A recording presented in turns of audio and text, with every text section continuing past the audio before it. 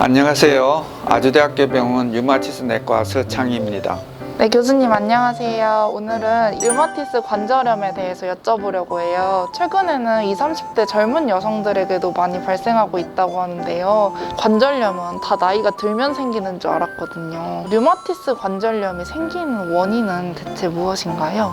나이 들어서 생기는 거는 우리가 이제 관절을 많이 사용하고 그래서 생기는 퇴행성 관절염인데, 류마티스 관절염은 그거하고 상관없이 자가 면역으로 생깁니다. 세균이나 바이러스가 우리 몸을 침범했을 때 우리 몸을 지키기 위해서 있는 세포들이 있어요. 그게 면역세포라 그러는데, 여기에 어떤 이상이 생기게 되면 우리 몸을 공격하게 돼요. 정상적인 면역세포는 우리 몸을 공격하지 않기로 딱 교육을 시켜 놓았는데, 교육 잘 받은 면역세포는 A는 절대 공격 안 하고 B씨만 공격하는데, 그때 논 면역세포들은 A도 공격해야 되겠네. 공격하게 되면 그 이제 자가 면역 질환이 생기는 거죠. 그렇지. 공부를 잘해야 돼. 이런 자가 면역이 관절을 공격하면 관절에 염증이 생기고 붓고 아프고 이렇게 되는데, 이런 경우 류마티스 관절염이라고 그럽니다. 보통 류마티스 관절염이랑 퇴행성 관절염이랑 혼동하는 경우가 많다던데 어떤 차이가 있나요? 네, 아침에 일어나면 손이 붓고 뻣뻣한 증상이 있는데 그게 이제 관절의 염증을 나타냅니다. 류마티스 관절염은 그게 없어지는데 한두 시간이 걸려요. 퇴행성 관절염은 류마티스 관절염보다 염증이 심하지 않아요. 그래서 아침에 일어나서 뻣뻣한 게 없을 수도 있고 있어도 30분을 넘기지 않습니다. 나타나는 부위에도 차이가 있는데, 류마티스 관절염 같은 경우는 이렇게 손목하고 손가락 요런 데 잘 생기고요. 퇴행성 관절염인 경우는 손가락 끝마디에 주로 생깁니다. 또 류마티스 관절염은 관절의 염증에 의해서 물이 차기 때문에 이런 관절이 부었을 때 만져보면 말랑말랑하게 물이 차 있어요. 그런데 퇴행성 관절염을 만져보면 딱딱해요. 류마티스 관절염과 퇴행성 관절염이 동시에 오는 경우도 있습니다.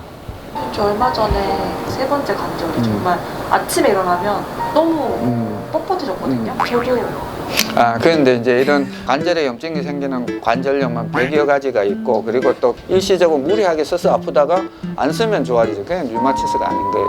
그러니까 한두 달, 두세 달 이상 지속적으로 관절이 붓고 아플 때 우리가 류마티스 관절염이라고 이야기합니다. 그럼 한 6주 이상 계속 아프면 그제서야 병원에 오면 되나요? 그래도 늦지 않나요? 진단할 때 그렇다는 이야기고, 2주나 한 달 정도 이상 관절이 붓고 아프면 일찍 병원에 와서 검사를 하는 게 필요하죠.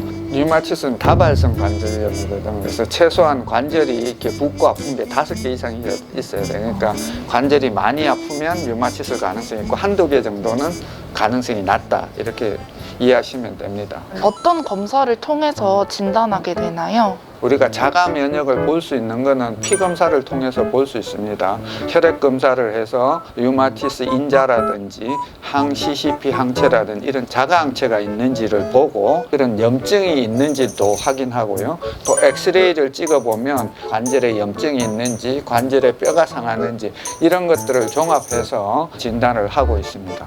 류마티스 인자가 있는 분이 다 류마티스 관절염이 생기진 않아요. 어떤 환경적인 요인이 작용을 하죠. 환경 오염 물질, 술, 담배, 스트레스, 그리고 또 하나는 이런 류마티스 관절염이 남자보다 여성에 많거든요. 여성 호르몬도 관여할 거라고 생각을 하고요. 그러니까 일단 류마티스 인자가 있다는 거는 류마티스 관절염이 생길 확률이 일반인보다 20배나 높다는 걸 나타내는 거고, 그렇기 때문에 우리가 류마티스 인자가 있으면 관절 증상이 생기는지 잘 관찰하고 막을 수가 있는 거죠. 그러면 완치될 수는 없는 건가요? 예, 그래서 조금 거기에 대해서 실망할 수도 있는데, 이제 고혈압, 당뇨, 류마티스 관절염, 통풍 이런 만성 질환은 치료해서 없어지면 치료를 하겠지만 없어지지는 않기 때문에 우리가 관리를 잘 하면 건강하게 사는 거죠. 약을 끊으면 악화되거든요. 비타민은 의사가 먹으라 안 그래도 환자분이 내가 비타민 찾아서 드시는데, 류마티스인 경우는 이 관절 비타민 드시라 이러면 그래 이렇게 이해를 하시는 것 같아요. 꾹 참고 방치를 했을 때 어떻게 되는지가 궁금해요. 이런 자가 면역은 치료를 안 하면 점점 심해지는 거거든요. 제대로 치료하면 온몸으로 퍼져나가서 폐, 심장, 신장, 콩팥 이런 데 어디 다 공격할 수 있기 때문에 초기에 염증을 잘 조절하면 일반인하고 거의 같은 정도의 활발하게 활동을 할 수가 있습니다. 환자들이 특별히 주의해야 할 사항에 대해서 알려주세요. 예.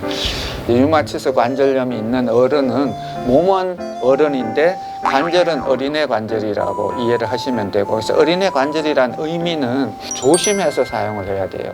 어린애한테 긴장을 시키진 않잖아요. 그렇지.